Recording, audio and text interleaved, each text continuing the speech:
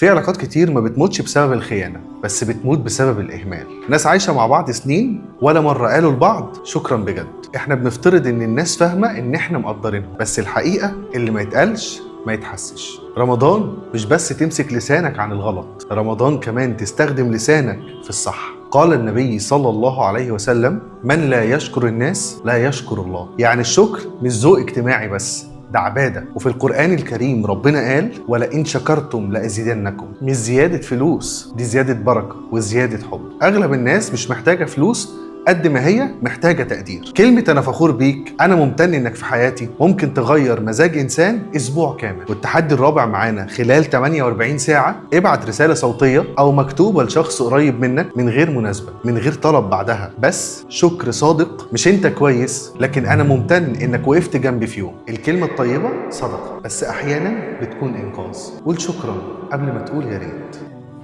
سلام.